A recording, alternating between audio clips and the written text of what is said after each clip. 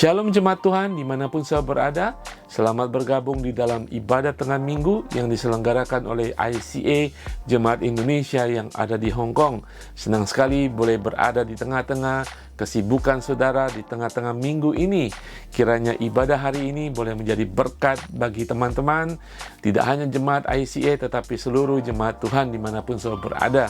Saudara sekalian, kalau saudara ada komen, kalau saudara ada masukan, silakan diketik di bagian komen pada ibadah online ini dan kami akan membalasnya. Juga kalau ada permohonan doa, silakan saudara sampaikan kepada kami.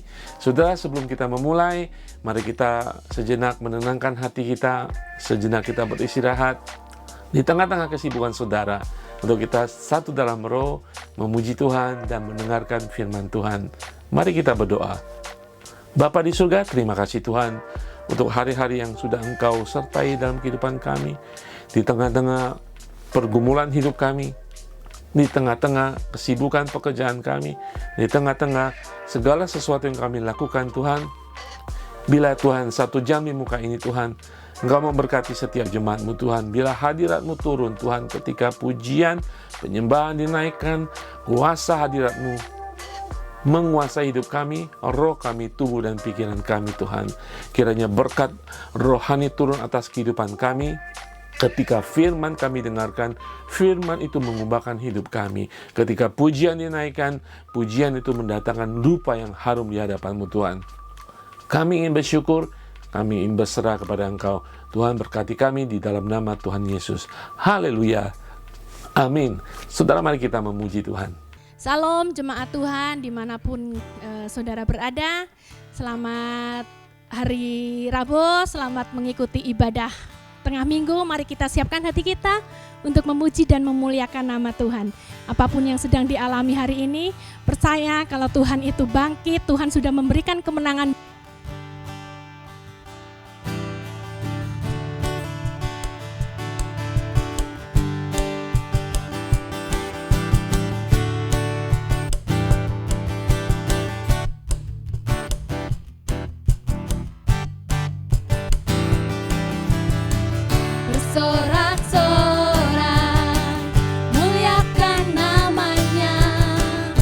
Berperang ganti kita,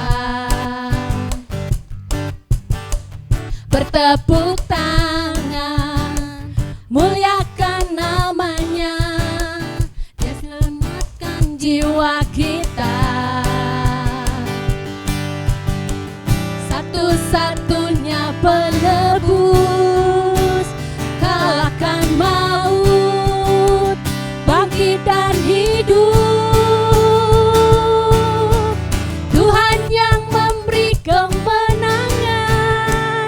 Bersama kita, di dalam kita, masuk dalam kemuliaannya, dia perlindungan dan pengharapan.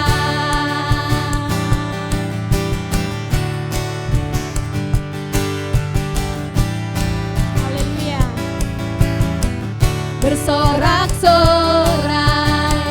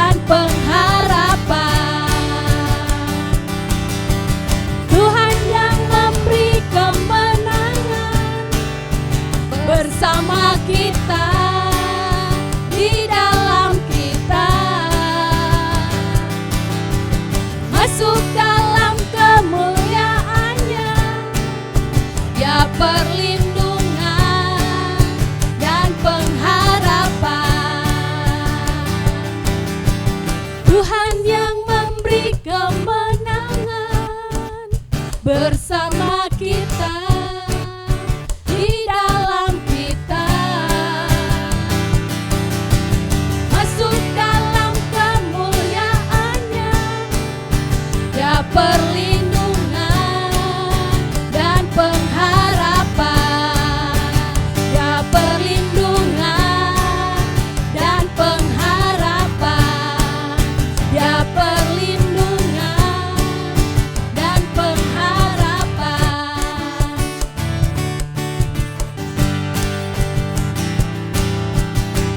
Para papa papa papa,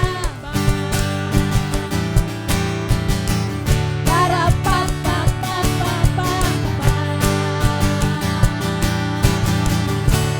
Haleluya, haleluya, Kau dahsyat Tuhan. Haleluya. Amin. Sebentar kita akan mendengarkan firman Tuhan. Mari siapkan hati kita untuk mendengarkan firman-Nya. Mari kita akan pujikan Yesus Kristus Tuhan.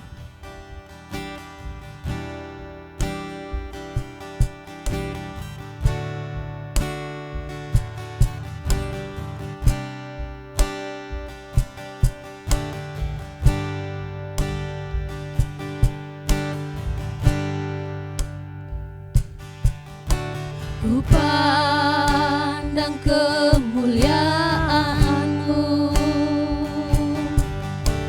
Imam besar Maha Agung. Kaulah pemilik hidupku, Yesus Kristus Tuhan.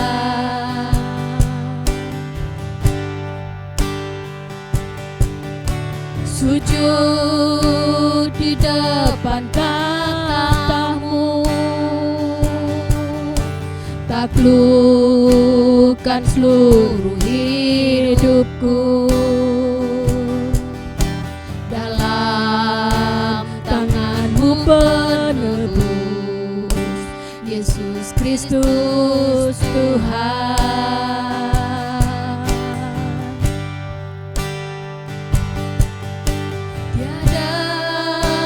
Satu pun yang luput dari karya kasih-Mu yang mulia. Bagi-Mu segala pujian, hormat, kemuliaan.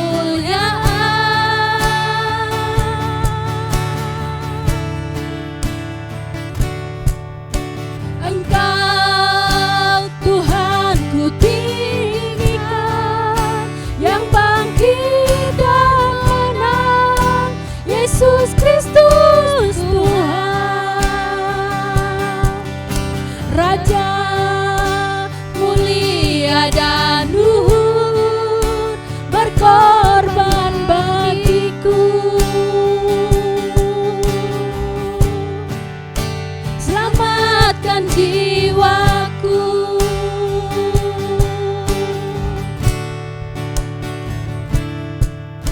Sujud di depan tahta-Mu, taklukkan seluruh hidupku, dalam tangan-Mu penebus, Yesus Kristus Tuhan.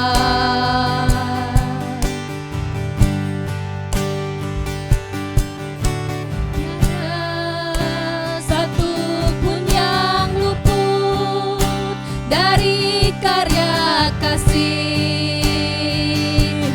yang mulia, bagi-Mu segala pujian, hormat, kemuliaan.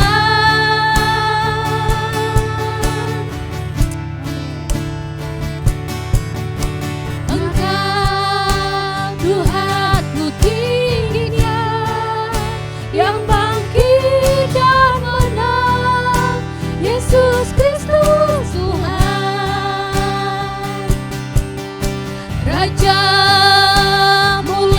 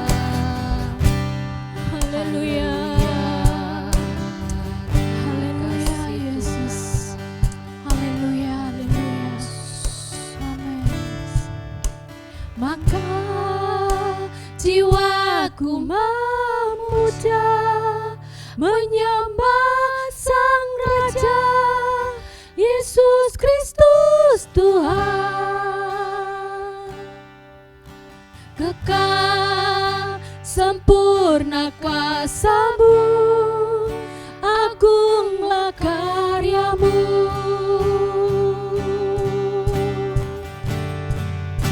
Yesus Kristus Tuhan,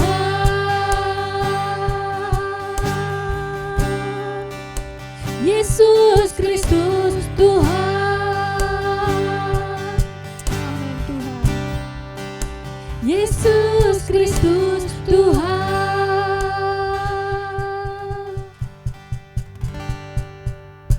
Haleluya, saya percaya kita semua sudah disegarkan roh kita ketika kita menyembah Tuhan. Dan saat ini kita akan mendengarkan firman Tuhan.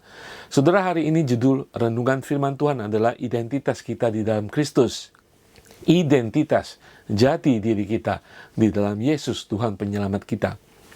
Nah saudara, setiap kita harus memiliki kartu identitas atau disebut KTP ya di Indonesia atau ID di Hong Kong. Nah, kalau suatu saat, suatu hari, nah mungkin kita pernah mengalami, kita kehilangan ID, kartu identitas itu, saya percaya kita semua bakalan panik. Kita repotnya setengah mati untuk mengurus, untuk mendapatkan kartu yang baru di instansi pemerintah, ya. Tidak hanya buang waktu, buang pikiran, dan kita menjadi stres. Karena itulah identitas kita. Kita mau keluar, kita takut ditanyain polisi mana identitasnya. Satu dan lain hal, kita harus punya kartu identitas. Dan itu menunjukkan siapa kita, penduduk kota ini. Kita anggota daripada klub ini. Kita memiliki akses untuk masuk dalam suatu perkumpulan karena ada kartu identitas. Demikian, sebagai umat Kristen, saudara, kita memang tidak punya kartu itu. Tetapi kita tahu bahwa identitas kita di dalam Kristus. Identitas kita adalah kerajaan Allah. Ya saudara, dalam kehidupan kita, Yesus selalu ada dalam kehidupan kita, Roh Allah di tengah kita. Ya, firman Tuhan mengatakan, 2-3 orang berkumpul, Yesus ada di sana. Ya, tetapi apakah saudara tahu identitas saudara sebagai umat Tuhan? Yesus selalu berada di tengah-tengah kita, dimanapun kita berada. Dan kita mau Yesus ada di dalam keluarga kita, pekerjaan kita, pelayanan kita, di gereja kita. Dan kita mau taat hidup sebagai umat Tuhan, mengikuti segala perintah Tuhan. Tetapi dasar semua daripada itu, kita harus tahu bahwa kita memiliki identitas di dalam Kristus. Apakah saudara hari ini tahu identitas saudara? Dan apakah identitas itu? Bagaimana itu menjadi foundation daripada kehidupan saudara? Sehingga saudara sungguh-sungguh menjadi pengikut Kristus yang sejati. Ya, kita percaya, yes, itu bagus sekali. Kita taat, yes. Tetapi hal-hal yang ketaatan kita mengikuti Tuhan akan goyah. Mungkin kita suatu saat akan mundur kalau kita tidak tahu identitas kita di dalam Kristus yang merupakan pedoman, tonggak di mana kita tetap berdiri. Identitas kita di dalam Kristus. Saya ingin memberikan satu cerita sedikit konyol, saudara ya, yang mungkin kita bisa bercermin. Ya, suatu saat ada seorang pesawat yang akan terbang gitu. Satu dan lain hal, pesawat yang penuh ini delay, di cancel gitu ya. Dan kemudian seluruh penumpang itu harus melakukan registrasi ulang untuk penerbangan berikutnya. Jadi antrian panjang, para penumpang itu sudah tidak sabar dan tidak nyaman dengan perubahan yang terjadi. Dan kemudian cuma ada satu counter yang melayani. Dan semua orang antri panjang. Dan tiba-tiba di tengah-tengah pelayanan itu, oleh petugas penerbangan itu, tiba-tiba ada satu bapak datang sedikit tidak suka. Dia datang ke depan, dia mengatakan, saya harus terbang saat ini juga, prioritaskan saya harus duduk di first class, kelas utama. Orang yang melayani ini mengatakan, Bapak tenang, semua akan dilayani, tetapi saya harus melayani orang-orang yang sedang ngantri ini. Dan bapak itu menjadi tidak senang. Saya harus diutamakan. Kamu tahu siapa saya? Dia mengatakan demikian.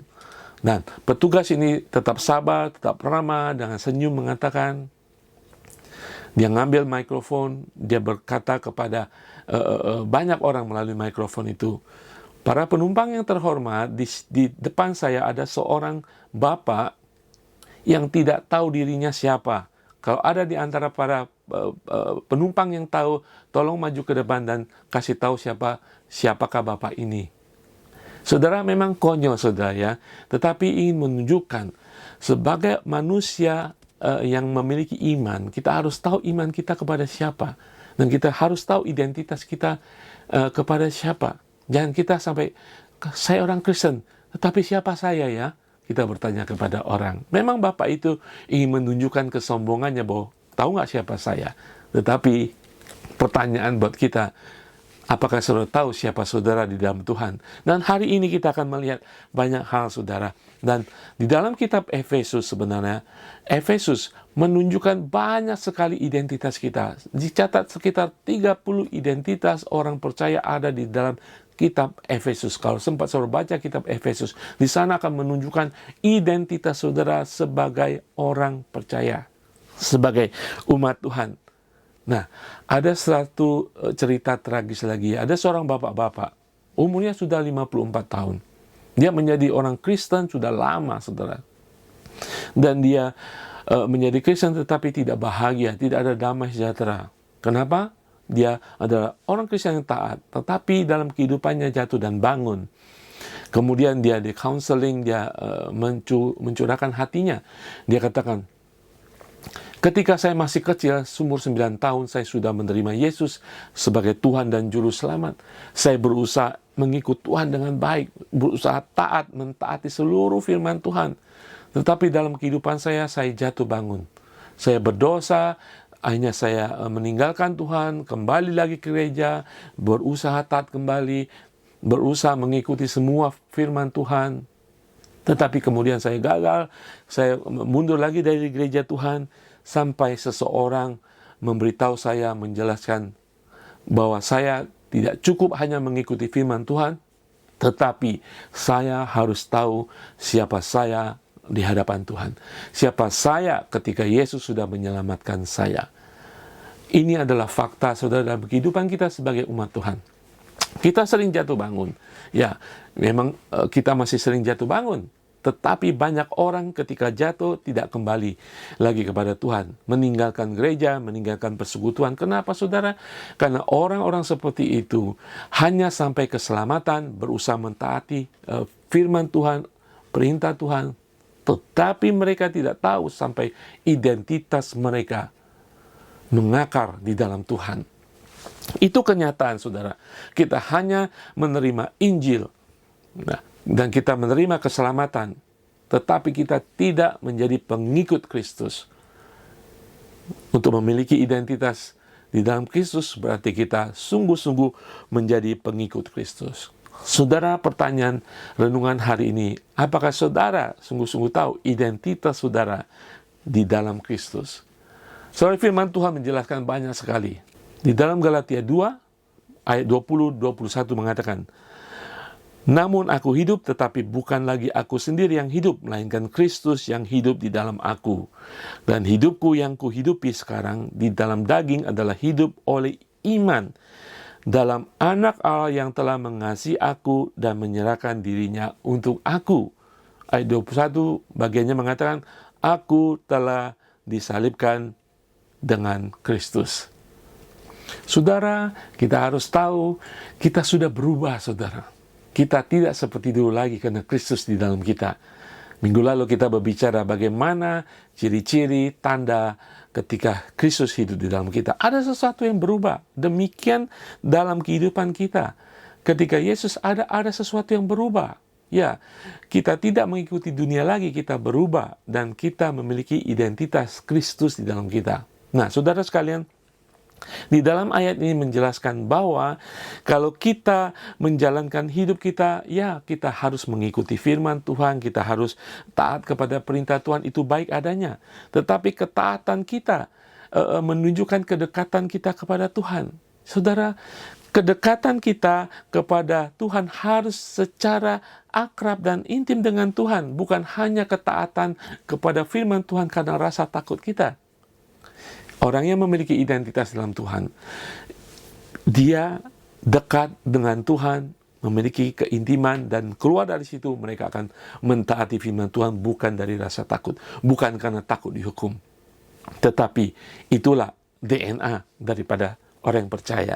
Dan juga orang tidak akan pernah bertumbuh dengan baik dalam kehidupan mereka kalau tidak mengetahui identitas dalam kehidupannya. Dia berusaha mengasihi Tuhan, tetapi sebatas apa yang dimengetahui. Karena dia tidak sampai mengetahui bahwa Tuhan begitu mengasihi dia. Sebagian bagian daripada pengikut Kristus.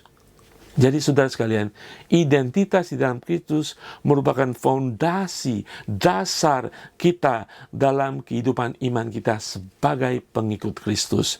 Bahkan tidak mungkin untuk membuat kemajuan dalam pertumbuhan rohani kita jika kita tidak yakin siapa kita, kemana kita pergi, untuk apa kita hidup.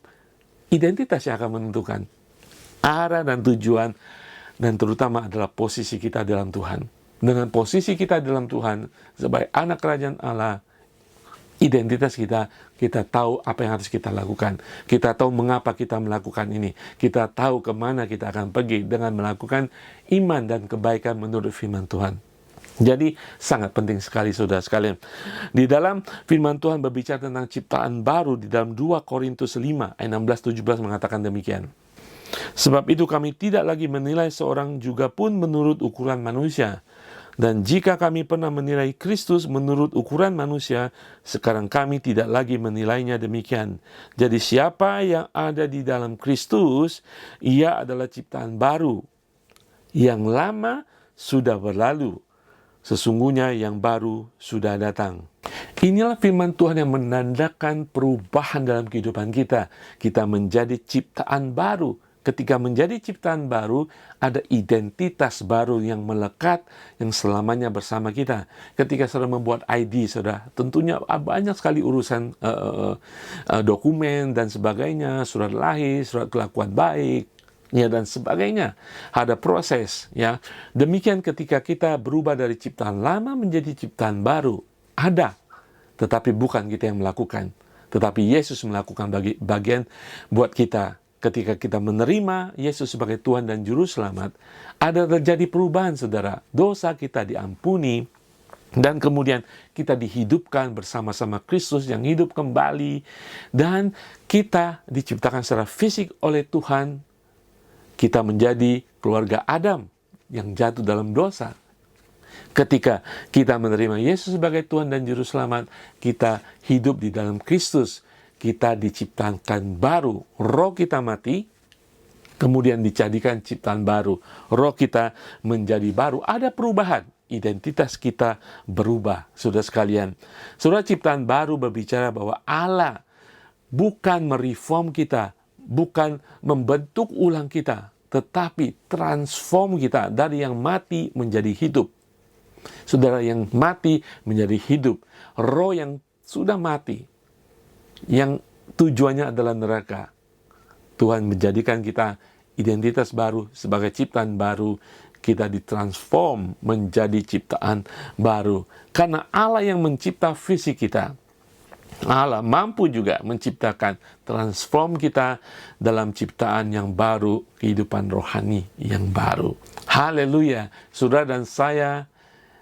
Identitas baru kita bukan karena Tuhan memperbaharui kita, tetapi Tuhan menciptakan kita baru. Luar biasa.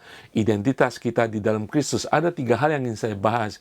Yang pertama adalah bahwa kita di dalam Kristus merujuk pada posisi kita di hadapan Tuhan. Pertama, kita diterima menjadi anak. Haleluya. Suatu ciri seorang yang sudah menjadi ciptaan baru, dia harus tahu identitasnya diterima menjadi anak Allah.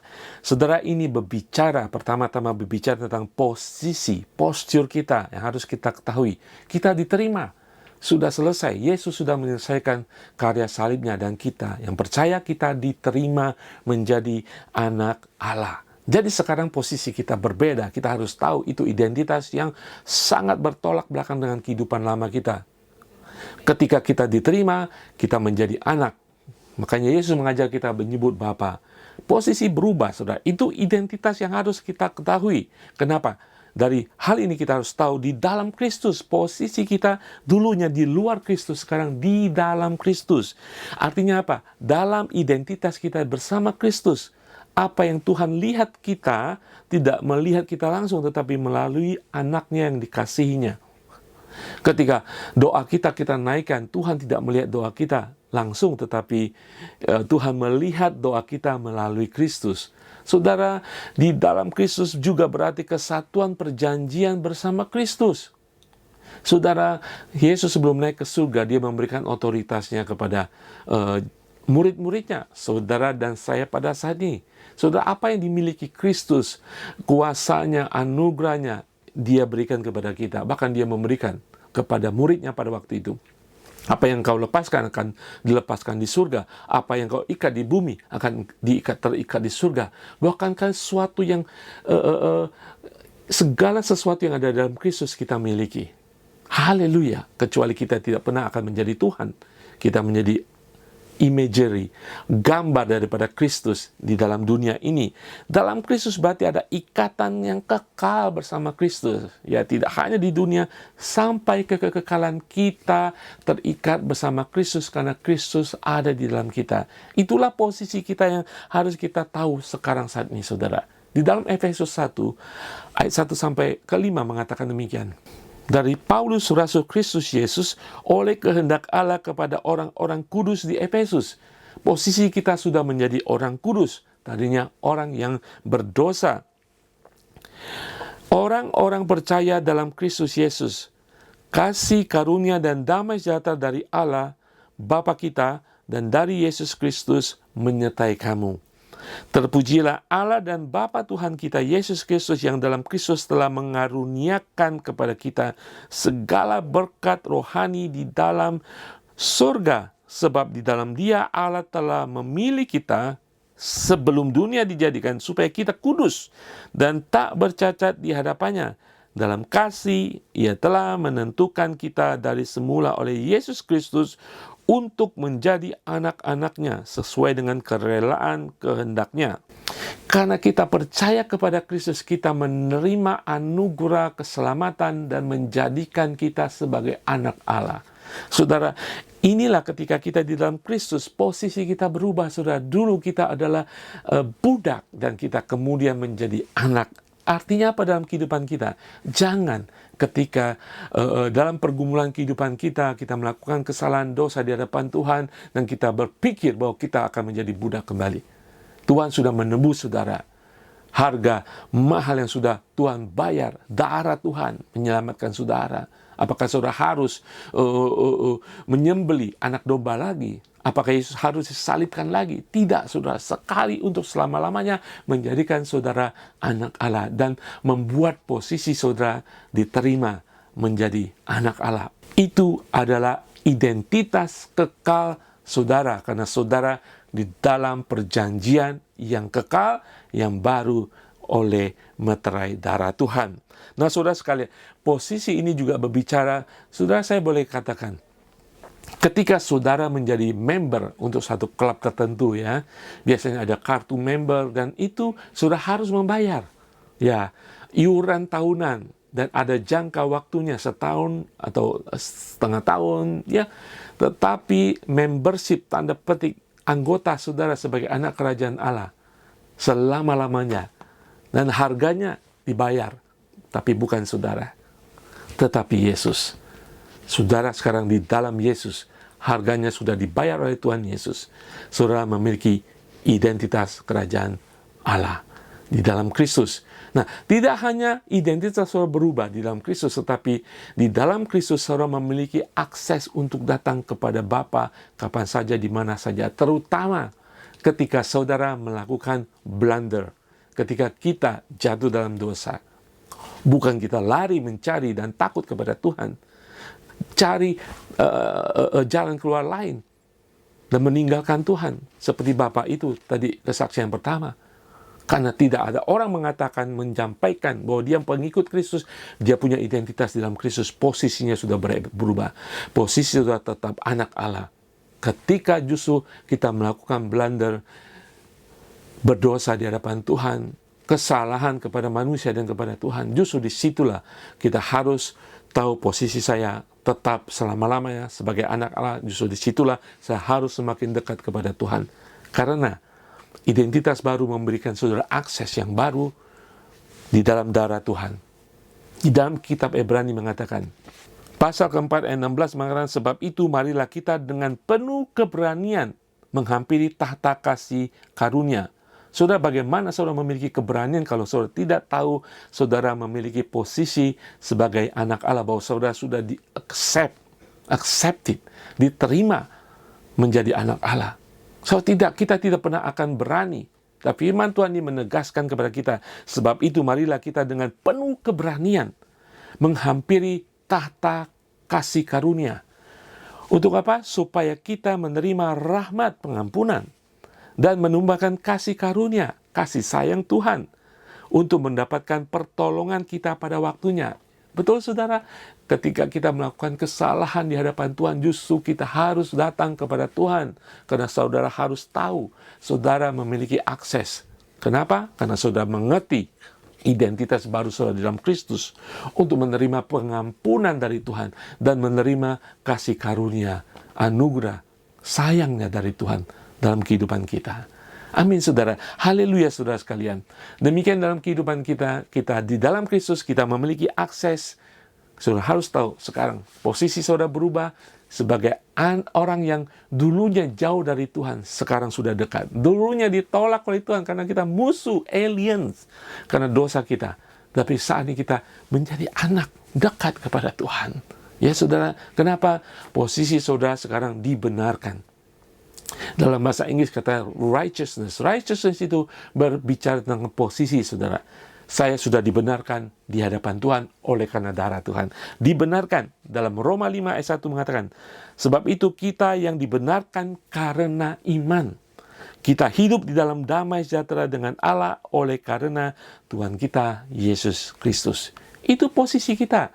Saat ini dibenarkan dan kita selalu memiliki damai dengan Tuhan. Karena kita sudah diperdamaikan. Jadi posisi sudah diterima. Seperti dipalukan, dibenarkan. Sekarang menjadi anak. Itulah identitas kita. Saudara, sehingga dalam kehidupan perjalanan iman kita tidak ragu, kita tidak pernah takut. Ya, kalau kita jatuh dalam mengikuti Tuhan, mengikuti perintah Tuhan, kita kadang-kadang tidak mentaati semuanya. Dan kita kadang-kadang tidak setia.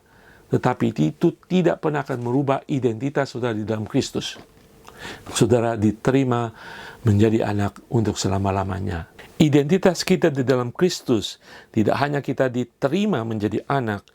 Yang poin kedua adalah merujuk pada hubungan baru kita dengan Allah, yaitu dimiliki Allah sebagai anak. Identitas kita di dalam Kristus yang pertama, kita diterima, accepted. Identitas yang kedua ini merujuk pada hubungan kita dengan Tuhan. Kita dimiliki, belong to. Nah saudara, ini menunjukkan ada perubahan dalam ciptaan lama. Kita asing, kita tidak diurus, kita jauh karena kita menjadi orang berdosa karena Adam. Dan kemudian karena Kristus kita menjadi ciptaan baru, berarti kita menjadi milik Tuhan. Sudah di dalam Kolose 1, 21-22 mengatakan, juga kamu yang dahulu hidup jauh dari Allah dan yang memusuhinya dalam hati dan pikiran seperti yang nyata dari perbuatanmu yang jahat, dosa. Sekarang diperdamaikannya di dalam tubuh jasmani Kristus oleh kematiannya, untuk menempatkan kamu kudus dan tak bercacat di hadapannya, di hadapan Allah. Ada perubahan, dan ini berubah menjadi hubungan kepemilikan bersama Tuhan, oleh Tuhan. Saudara, hubungan kita sekarang sudah berbeda. Hubungan kita sudah tidak seperti dulu lagi. Itu harus menjadikan identitas kita. Jangan kita, saya sudah menjadi anak Tuhan, tetapi kenapa hidup saya seperti ini? Karena kita tidak memiliki identitas sebagai kepunyaan Allah. Kita sudah dimiliki oleh Allah. Saudara, ini berbicara tentang hubungan bapa dan anak. Sudah seperti seorang anak kecil yang main di lumpur kotor, yang sudah tidak berbentuk, sangat jelek sekali. Ketika pulang ke rumah, dimandikan, dibersihkan, dipakai bedak menjadi wangi, sehingga dia kelihatan seperti anak. Sudah demikian, ketika kita menerima Yesus, darah Kristus menyucikan kita, menguduskan kita. dan kita memiliki hubungan dengan Bapa sebagai anak dan Bapa. Ini menandakan identitas kita sebagai kepemilikan daripada Tuhan. Saudara sekalian, kita dimiliki Tuhan. Kita dijadikan seperti anak. Dan kemudian Yesus mengajarkan, firman Tuhan mengajarkan kepada kita ketika kita menjadi anak, yang apa yang harus kita lakukan. Kemudian di dalam Galatia 4 ayat 6-7 mengatakan, dan karena kamu adalah anak, maka Allah telah menyuruh roh anaknya ke dalam hati kita, yang berseru, ya Aba, ya Bapa. Jadi kamu bukan lagi hamba, melainkan anak. Jikalau kamu anak, maka kamu juga adalah ahli waris oleh Allah. Saudara sekalian, saudara, saya ingin mengatakan seperti ini, saudara. Ketika saudara menerima Yesus, saudara tidak hanya diterima, tetapi saudara dijadikan menjadi anak. Dan Allah memberikan roh Allah ke dalam kehidupan kita sebagai tanda kepemilikan, sebagai tanda hubungan yang baru Bapa dengan anak. Nah saudara, kalau kita masing-masing semuanya memiliki nama keluarga, berarti menandakan kita anak seseorang karena nama itu. Nah, ketika Allah menerima kita sebagai kepunyaannya, dimilikinya, dia menaruhkan roh Allah. Itu berarti tanda Allah dalam kehidupan kita. Berarti ada tanda kepemilikan roh Allah dalam kehidupan kita. Itu selama-lamanya. Sehingga kita bisa berucap. Karena roh itu akan menguatkan kita sebagai anak. Sepertinya kita menyuruh anak kita. Mungkin seorang ibu akan menyuruh bapaknya pulang. Hei, panggil papa. Hei, panggil Abah. Panggil Abi. Panggil Yeye. Panggil Popo. Gitu ya. Jadi ada roh Allah yang diberikan kepada kita. Agar kita bisa menyerukan nama Bapa. Yang mungkin selama ini karena dosa. Karena identitas selama kita tidak mungkin mengucapkan Bapakku yang di surga. Nah, karena roh itu membuat kita bisa mengucapkan Bapa dengan mesra. Itulah kita harus memiliki identitas bahwa kita sudah diterima menjadi anak Allah. Nah, saudara sekalian, tidak hanya kita diperbaharui memiliki identitas sebagai anak dan bapa, tetapi selamanya hubungan kita adalah hubungan kepemilikan. Hubungan kita selama-lamanya dimiliki oleh Tuhan. Roma 8:15 mengatakan, sebab kamu tidak menerima roh perbudakan yang membuat kamu menjadi takut lagi. Tetapi kamu telah menerima roh yang menjadikan kamu anak. Oleh roh itu kita berseru, ya Aba, ya Bapa. Selama-lamanya kita akan berseru, ya Aba dan Bapa, karena itu menandakan kepemilikan, hubungan kepemilikan, ownership relationship. Karena kita memiliki Bapa, Bapa memiliki kita. Saudara, Tuhan menjadikan kita menjadi milik pusaka kerajaan surga. Ayat sebelumnya mengatakan, sebagai pemilik kerajaan Allah, Allah memberikan ahli waris kerajaan Allah kepada kita. Kita memilikinya. Karena kita sudah menjadi milik Tuhan, ada hubungan kepemilikan di sana. Saudara, tentunya darah Tuhan Yesus yang menyebabkan segala sesuatu terjadi. Darah Yesus yang membuatkan kita menjadi ciptaan baru. Darah Yesus yang memberikan identitas baru bahwa kita milik Tuhan selama-lamanya. Kita belong to Jesus. Kita dimiliki oleh Yesus untuk selama-lamanya. Saudara, kalau kita sungguh-sungguh yakin kita milik Allah selama-lamanya, saudara, ketika kita jatuh lagi di lumpur, kita tahu kita adalah anak Bapa. Kita anak kerajaan surga. Saudara mungkin ingat cerita tentang perikop, perumpamaan anak bungsu dan anak sulung. Sama-sama anak Bapa. Tetapi ketika anak bungsu jatuh dalam dosa, dia seperti mengkhianati keluarga bapaknya. Tetapi di tengah-tengah kejatuhannya, dia masih tahu bahwa dia adalah anak Bapa. Di tengah-tengah kesalahannya, dia masih mengucapkan Bapakku, Bapakku, Bapakku. Dalam hatinya, dia tidak pernah menjadi budak lagi. Walaupun dia ingin menjadi budak di rumah bapaknya, tetapi di dalam hatinya, dia tahu identitasnya. Dia tahu hubungan kepemilikan dia dengan bapaknya. Walaupun dia sudah bersalah kepada bapaknya, adalah hubungan kepemilikan selama-lamanya sebagai anak dan bapa. Demikian kita dengan Allah Bapa yang sudah menebus kita di dalam nama Yesus. Identitas kita dimiliki Tuhan selama-lamanya. Justru ketika kita bersalah di hadapan Tuhan, disitulah kita datang, Bapa, ampuni aku Tuhan, aku sudah melenceng jauh, aku sudah lari daripada Engkau, aku sudah berlawanan arah dengan Engkau. Datang kepada Bapa. Seperti cerita anak bungsu itu. Jangan kita hidup, tahu kita anak Bapa, tetapi kita jauh dari Bapa, seperti anak sulung. Anak bungsu, dia tahu dia bersalah, dia jauh dari bapaknya, tetapi dia dalam hatinya, dia tahu bapaknya ada di sana, di hatinya. Saudara, itu adalah identitas baru kita di dalam Tuhan. 1 Petrus 2 ayat 9-10 mengatakan, tetapi kamulah bangsa yang terpilih, imamat yang rajani, bangsa yang kudus, umat kepunyaan Allah sendiri, supaya kamu memberitakan perbuatan-perbuatan yang besar dari Dia yang telah memanggil kamu keluar dari kegelapan kepada terangnya yang ajaib. Kamu yang dahulu bukan umat Allah, tetapi yang sekarang telah menjadi umatnya, yang dahulu tidak dikasihi, tetapi sekarang telah beroleh belas kasihan. Jadi saudara, jangan pernah kita lupa siapa kita, seperti penumpang tadi. Kamu tahu siapa saya? Jangan sampai kita lupa ingatan. Ada satu film juga berjudul Who Am I? Saudara, kita harus tahu Who am I? Kita tidak bertanya, tetapi kita tahu Tuhan tahu saya.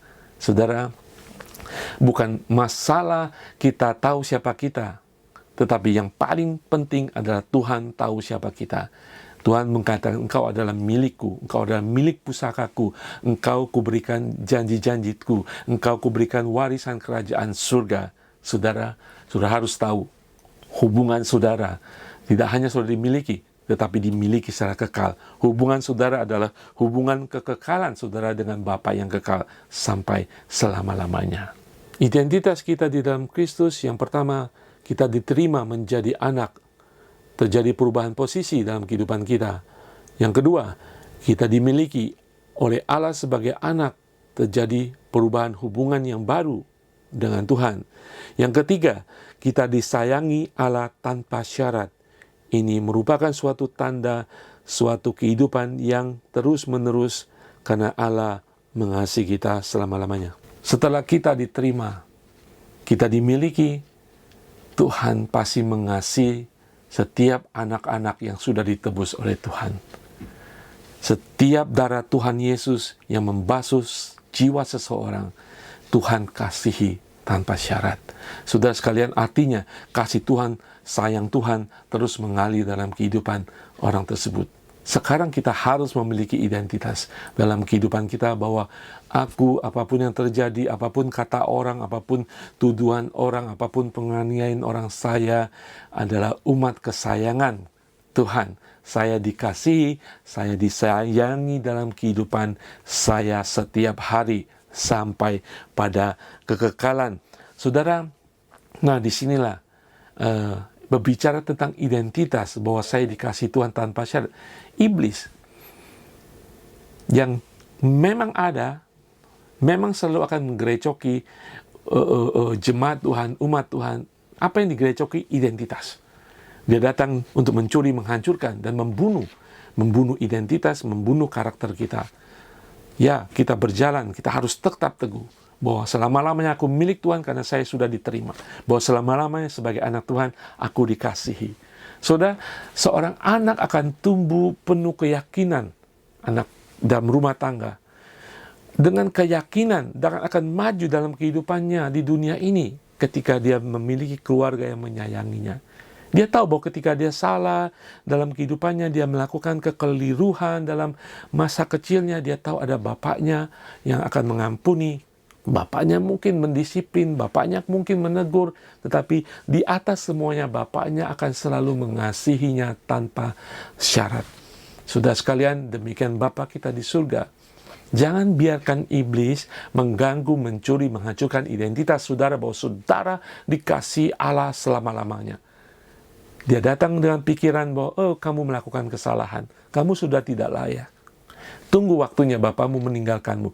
Tunggu, enggak kamu saat ini lihat tidak terjadi apa-apa. Bapamu sudah membencimu. Bapamu di surga sudah tidak suka dengan kamu. Saudara, tidak, saudara. Kenapa saya katakan demikian?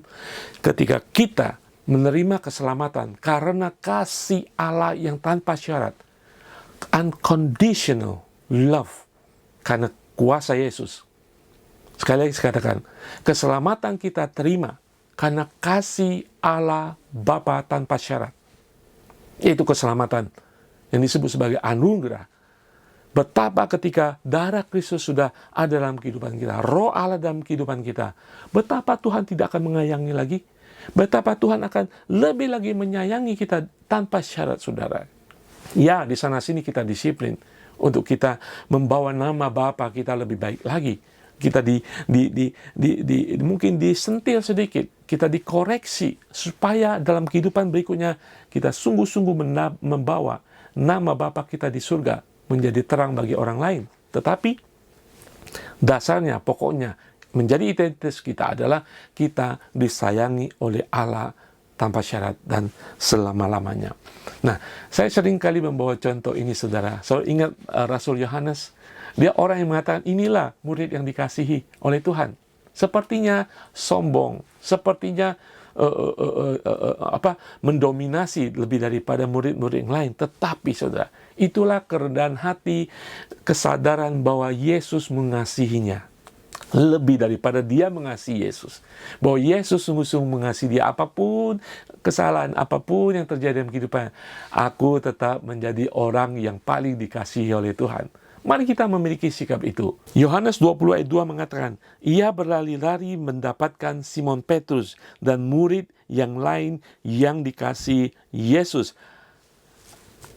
Ayat lain mengatakan di Yohanes 21-20 mengatakan, ketika Petrus berpaling, ia melihat murid yang dikasihi Yesus sedang mengikuti mereka. Saudara sekalian, penulis Injil Yohanes adalah Rasul Yohanes sendiri. Dan dia mengadreskan dirinya dengan nama murid lain yang dikasihi Kristus. Sepertinya dia ingin mengoccupy kasih Yesus. Ya saudara, ini adalah kasih yang egois. Kasih yang egois ini adalah Yesus buat saya semuanya. Karena Yesus sungguh-sungguh mengasihi saya. Yesus sungguh mengasihi saya lebih daripada saya mengasihi Kristus. Itulah maksud Yohanes, saudara. Dia mengerti. Lepas dari segala kelakuannya, segala kesalahannya waktu mengikuti Yesus selama 3 tahun. Dia tahu Yesus mengasihi dia. Saudara, pertanyaan saya sekarang. Kalau Allah mengasihi saudara, mengorbankan Yesus di kayu salib dengan kasih tanpa syarat, terlebih sebagai murid pengikut anak kerajaan Allah, Allah akan lebih lagi mengasihi saudara tanpa syarat selama-lamanya. Sampai saudara seperti Yohanes mengatakan, menjadi identitas yang baru. Inilah saya, orang yang dikasihi Tuhan. Apapun yang terjadi dalam kehidupan saya tetap murid yang dikasihi Tuhan. Saya dalam keadaan susah, dalam keadaan bersalah di hadapan Tuhan, saya tetap orang murid pengikut yang dikasihi Tuhan. Itu harus menjadi identitas kita sebagai pengikut Tuhan. Saudara, kita sudah belajar identitas kita dalam Kristus, kita diterima, kita dimiliki, dan kita disayangi sebagai anak Allah. Saudara sekalian, saya harap firman Tuhan boleh memberkati kita saat ini, sehingga kita tidak kedapatan bertanya, tanda petik, who am I? Siapakah saya ini? Memang kita tidak pernah mengatakan itu, kecuali kita lupa ingatan. Tetapi dalam kehidupan kita sebagai anak Tuhan, tingkah laku kita, apa yang kita perkatakan mungkin mencerminkan kita sedang berkata, siapa ya aku ini? Aku menjadi umat Tuhan sudah 20 tahun, mengikuti Yesus sudah 30 tahun. Siapa aku ini? Saya nggak ngerti ya. Nah, disinilah kita harus tahu ada identitas Tuhan dalam kehidupan kita. Identitas kita di dalam Kristus. Kenapa saudara? Kalau saudara bertanya, siapakah aku ini? Atau saudara lupa identitas saudara sebagai anak Tuhan, diterima, dimiliki, dan disayangi, saudara akan berjalan terhuyung-huyung dalam kehidupan iman saudara. Saudara akan berusaha mengikuti ketaatan, mengikuti firman Tuhan, tetapi ketika jatuh saudara bingung. Saudara berusaha menjadi umat Tuhan, melayani dengan baik, ketika menghadapi masalah, tantangan, saudara menjadi bingung. Karena saudara tidak berdiri tegak pada identitas saudara sebagai anak Allah. Ketika saudara berdiri tegak situ, tidak ada apapun yang bisa mengganggu kehidupan saudara. Kenapa saudara? Tidak hanya identitas dunia akan menggantikan identitas Tuhan, Kristus, kalau kita tidak kokoh dalam hal itu. Karena kita harus fair dalam kehidupan kita ini, saudara ya. Kita harus melihat bahwa banyak sekali identitas dunia akan mencuri kita. Mencuri identitas kita, penampilan kita, kemampuan kita, ya kan? Kekuatan kita, kekayaan kita, latar belakang kita, pendidikan kita.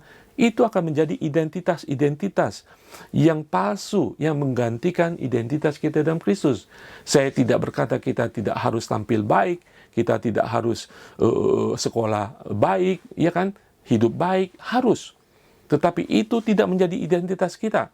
Tetapi identitas kita di atas segalanya adalah dimulai dari identitas kita di dalam Kristus. Kita diterima, kita dimiliki, dan kita disayangi Tuhan. Dan ketika kekuatan kita menjadi lemah, ketika kemampuan kita jatuh, ketika kita tidak menjadi yang terbaik lagi, kita tetap disayangi Tuhan. Kita tetap dimiliki Tuhan. Kita tetap diterima oleh Tuhan. Ketika dunia menolak kita, ya kan? Ketika mungkin dalam perusahaan saudara memecat saudara, padahal saudara adalah pegawai yang terbaik. Saudara, Yesus tetap memiliki saudara. Ketika saudara ditolak keluarga, ditolak kelompok tertentu, saudara tidak pernah ditolak oleh Tuhan. Ketika mungkin orang-orang kita kasihi menolak kita, saudara tetap dikasihi Tuhan. Ya kan? Saudara, ketika saudara mungkin diusir dari rumah, saudara tetap dimiliki oleh Tuhan. Karena saudara diterima sebagai anak Allah. Nah, saudara sekalian, tidak hanya dunia menawarkan identitas palsu. Iblis juga berusaha mencuri, mengganggu, meruntuhkan identitas kita di dalam Kristus dengan tawaran-tawaran dunia ini. Saudara, kita harus hati-hati ketika kita memberikan identitas kita dengan tawaran iblis, tawaran dunia. Identitas itu akan mengendalikan kita. Kalau kita mendasarkan identitas dengan kekayaan, kekayaan itu akan mengendalikan dan mengikat kita. Kalau identitas kita samakan dengan kepopuleran, bahkan dalam pelayanan, saudara, kesuksesan dalam pelayanan, kesuksesan dunia itu akan mengikat kita, mengendalikan kita. Dan ketika kesuksesan itu hilanglah identitas kita. Tetapi kalau identitas kita di dalam Tuhan, Tuhan tidak pernah hilang. Tuhan akan selalu ada. Kita tetap dimiliki Tuhan, diterima Tuhan, disayangi Tuhan. Itu tidak pernah akan hilang dan musnah. Bahkan kita akan sampai pada kekekalan karena kita diterima, dimiliki, dan disayangi Tuhan. Saudara, mari hati-hati dalam kehidupan kita. Kita tidak cukup hanya mengikuti Tuhan, mentaati seluruh firman Tuhan. Tetapi kita harus memiliki fondasi dasar yang kuat. Ya kan? Kita memiliki identitas di dalam Kristus. Saya akan berdoa bagi kita semua. Bapa di surga, terima kasih Tuhan. Kami tidak hanya Tuhan dalam kehidupan iman kami Tuhan, untuk mengikuti segala firman-Mu Tuhan, tetapi kami harus kokoh dan berakar identitas kami di dalam Engkau Tuhan. Sehingga apapun yang kami lakukan mengikuti Engkau, sekalipun jatuh bangun Tuhan, kami tetap kokoh berdiri tegak Tuhan. Bahwa kami sudah diterima, kami sudah dimiliki selama-lamanya, bahwa kami disayangi, dikasihi tanpa syarat oleh Yesus Kristus, oleh Bapa kami di surga Tuhan. Itulah akan menguatkan kami dalam kehidupan iman kami, menguatkan iman kami ketika kami berusaha mentaati semua firman-Mu. Itulah kekuatan kami untuk kami tetap berjalan, walaupun kadang jatuh, kami akan bangun kembali. Kami akan berjalan maju, karena identitas kami tidak pernah akan tergoyahkan. Hamba berdoa bagi setiap umat-Mu Tuhan, dalam mengiring Engkau Tuhan, kami mau memiliki Tuhan pengertian dalam hidup kami Tuhan, paradigma dalam pikiran kami. Kami memiliki identitas di dalam Kristus, bahwa kami accepted, diterima sebagai anak Allah, kami dimiliki, dipunyai oleh sebagai anak oleh Bapa di surga, dan kami disayangi tanpa syarat oleh Bapa di surga. Terima kasih Bapa di surga, mampukan kami berjalan dengan identitas yang baru di dalam Kristus ini Tuhan, sehingga jalan kami akan selalu lurus, jalan kami akan selalu mengiring Tuhan kami. Di dalam nama Tuhan Yesus, haleluya, amin. Kita sudah mendengarkan firman Tuhan, biarkanlah firman itu akan menjadi berkat bagi kita. Sebentar kita akan menaikkan syafaat kita.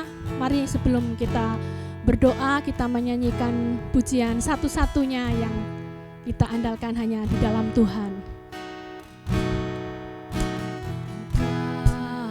Tuhan yang setia, waktumu selalu yang terbaik. Engkau Tuhan sandaranku, dan ku hanya akan berharap padamu.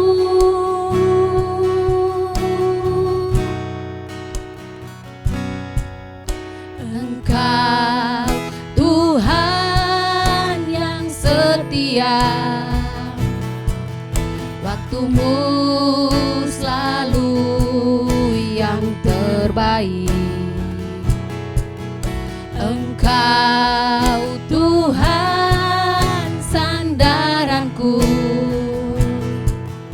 dan ku hanya akan berharap padamu. Satu-satunya yang ku andalkan, satu-satunya yang ku percaya. Engkau sumber kekuatan, sumber pengharapan, sumber kedamaian. Satu-satunya yang ku andalkan, satu-satunya yang ku percaya. Engkau Tuhan memberkati, Tuhan penyembuhku, Tuhan pemulihku. Haleluya Tuhan. Engkau Tuhan yang setia, waktumu selalu yang terbaik. Engkau Tuhan sandaranku, dan ku hanya akan berharap padamu. Satu-satunya yang ku andalkan, satu-satunya yang ku percaya. Engkau sumber kekuatan, sumber pengharapan, sumber kedamaian. Satu-satunya yang ku andalkan, satu-satunya yang ku percaya. Engkau Tuhan memberkati, Tuhan penyembuhku, Tuhan pemulihku. Engkau Tuhan memberkati,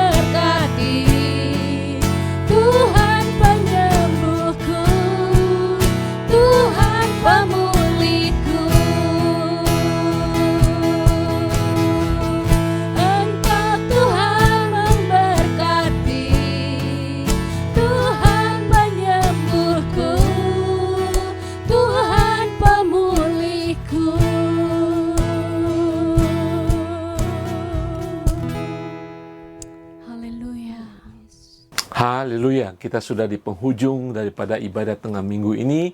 Sebelum menutup ibadah, saya akan berdoa bagi beberapa pokok doa. Kalau saudara ada pokok doa, saudara bisa mengangkat doa itu secara pribadi, karena kita percaya saudara anak Allah, ada kuasa Roh Kudus dalam kehidupan saudara. Bahkan ketika ada doa-doa yang tidak terucapkan, Allah Roh Kudus mengerti, dan Dia akan membawa kepada Allah Bapa di surga di tata yang kudus. Nah, saudara, kita akan berdoa beberapa pokok doa, dan kalau saudara ada beban pokok doa, saudara bisa tuliskan di bagian komen atau kirim ke nomor WhatsApp gereja yang tertera di akhir daripada ibadah ini. Saudara, mari kita tundukkan kepala kita, sejenak kita berdoa. Bapa di surga, terima kasih Tuhan Yesus untuk kasih setiamu Tuhan, untuk anugerahmu Tuhan, Kau pemeliharaanmu Tuhan dalam kehidupan kami sampai hari ini Tuhan. Tuhan, pertama kami minta ampun kepada Engkau Tuhan atas segala kesalahan, dosa dan pelanggaran kami. Engkau Allah yang mengasihi kami, Engkau Allah yang menyayangi kami seperti anak-Mu sendiri Tuhan. Terima kasih Tuhan Yesus, ampuni Tuhan, dan biarlah Tuhan kami mau Tuhan hidup seturut firman-Mu, setia dan taat kepada Engkau Tuhan. Beri kami kekuatan, beri kami Tuhan pedoman Tuhan untuk kami tetap taat kepada Engkau Tuhan. Ajar kami Tuhan di masa-masa krisis dalam kehidupan kami akan memilih Engkau lebih daripada dunia ini Tuhan. Kami akan mengikuti Engkau lebih daripada mengikuti nilai-nilai dan moral dunia Tuhan. Karena kami tahu Tuhan, Engkaulah segala-galanya Tuhan. Terima kasih Tuhan. Saat ini hamba akan berdoa untuk beberapa pokok doa. Mungkin pada bulan-bulan ini anak saudara, keluarga saudara ada yang sedang ujian, mungkin ada yang sedang mencari pekerjaan dan sudah berencana untuk masuk universitas, masuk sekolah SMA dan sebagainya. Kita akan berdoa untuk itu. Bapa di surga, hamba boleh memberkati setiap anak keluarga dari jemaat Tuhan, orang percaya dimanapun mereka berada, di mana anak-anak mereka sedang bergumul mempersiapkan ujian, mungkin ujian akhir, kenaikan, kelulusan Tuhan. Mampukan mereka Tuhan ketika mereka mungkin mengalami ketegangan dalam mempersiapkan, Tuhan buka jalan Tuhan.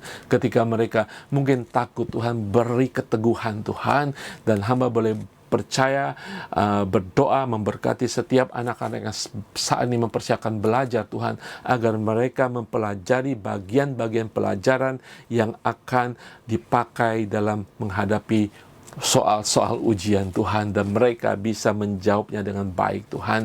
Kalau ada mungkin kelemahan dalam pikiran mereka, saatnya Tuhan Engkau memberikan, Engkau mengurapi otak mereka, cara berpikir mereka, cara nalar mereka, cara mereka menangkap setiap pelajaran dan mengulangi setiap mata pelajaran dengan dahsyat, dengan cemerlang, dengan tepat Tuhan. Mereka akan mendapatkan nilai-nilai yang baik Tuhan. Hamba juga memberkati mereka yang mungkin punya cita-cita masuk universitas, mungkin setelah lulus ini universitas ada yang mencari pekerjaan. Kiranya Tuhan juga menyediakan yang terbaik, universitas yang terbaik, jurusan yang terbaik, karena kami tahu Tuhan masa depan anak-anak ini Tuhan ada di tangan-Mu Tuhan. Kemanapun mereka akan bekerja nanti Tuhan, yang mereka mencari pekerjaan Tuhan, Kau sediakan perusahaan, tempat kerja yang tepat untuk mereka membangun kehidupan mereka, untuk masa depan mereka, dan juga untuk kemuliaan nama Tuhan dimanapun mereka berada.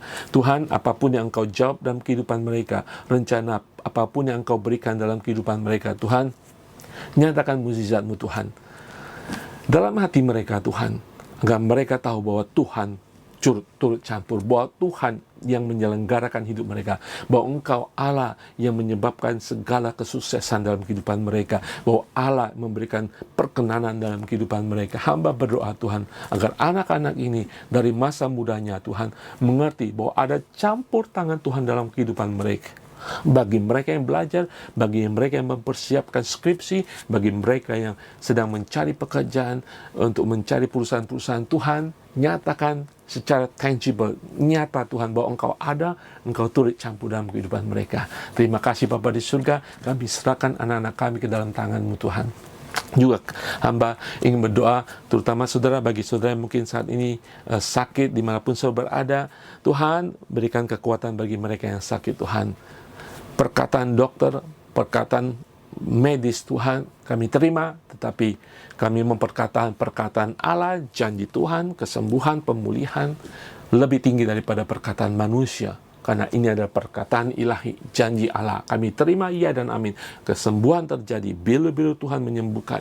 Kesembuhan, pemulihan terjadi di dalam nama Tuhan Yesus. Haleluya. Biar otoritas firman-Mu ada dalam kehidupan setiap mereka yang sakit, mereka yang lemah di dalam nama Tuhan Yesus. Haleluya, haleluya. Terima kasih Tuhan. Kami juga berdoa bagi Hong Kong Tuhan, ataupun di Indonesia Tuhan, di mana ada kasus-kasus COVID yang sedang naik lagi Tuhan.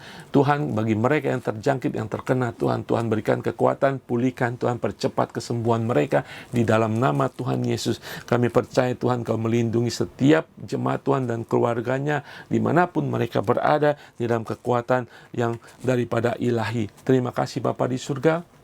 Hamba juga berdoa bagi jemaat Tuhan di Hong Kong Tuhan, bagi mereka yang akan pulang ke Indonesia untuk cuti dan sebagainya Tuhan, bagi mereka yang cari pekerjaan, memperpanjang visa Tuhan untuk bekerja di Hong Kong Tuhan.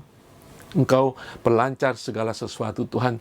Kepulangan mereka sampai Indonesia, pengurusan mereka akan surat-surat Tuhan, Engkau perlancar Tuhan, sehingga mereka tahu bahwa Engkau ada. Engkau turut campur Tuhan. Menyatakan kuasa-Mu dalam setiap apa yang kami lakukan Tuhan, dalam kehidupan setiap jemaat Tuhan. Tuhan, berkati setiap umat-Mu yang mendengar firman Tuhan ini Tuhan, yang menyimak ibadah tengah minggu ini Tuhan, agar Tuhan selalu ada dalam kehidupan mereka, dalam aktivitas mereka sehari-hari, atas setiap pekerjaan mereka, usaha mereka Tuhan, rencana-rencana mereka, setiap pikiran yang timbul kiranya dari Tuhan semata-mata, dan langkah kami adalah karena terang Tuhan yang menyinari langkah kami di dalam nama Tuhan Yesus. Haleluya. Kami bersyukur Tuhan. Mungkin ada keluarga kami yang sudah tua Tuhan, nenek, kakek kami Tuhan, bahkan orang tua kami Tuhan. Tuhan, bimbing mereka, lindungi mereka Tuhan di masa tua mereka, untuk mereka menikmati hidup Tuhan di muka bumi ini. Sisa-sisa hidup mereka menjadi berkat bagi anak cucu mereka Tuhan. Mereka memiliki damai, sukacita bersama keluarga mereka sebelum kembali kepadamu di surga Tuhan. Terima kasih Tuhan, di dalam nama Tuhan Yesus. Haleluya. Saudara sekalian, mari kita menerima berkat Tuhan sebelum kita mengakhiri ibadah kita. Mari kita terima berkat Tuhan. Tuhan, kami serahkan roh, tubuh, dan pikiran kami Tuhan ke dalam tangan-Mu Tuhan. Kami menerima berkat-Mu di dalam nama Tuhan Yesus. Tuhan memberkati engkau dan melindungi engkau. Tuhan menyinari engkau dengan wajah-Nya dan memberi engkau kasih karunia. Dan Tuhan menghadapkan wajah-Nya kepadamu dan memberi engkau damai sejahtera.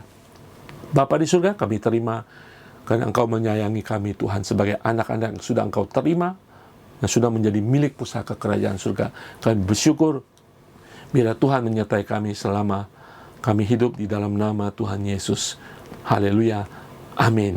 Saudara sekalian, Tuhan Yesus memberkati dimanapun saudara berada, menerima berkat Tuhan dan menjadi berkat. Tetap tunggu, miliki identitas di dalam Kristus. Tuhan Yesus memberkati. Sampai jumpa minggu depan.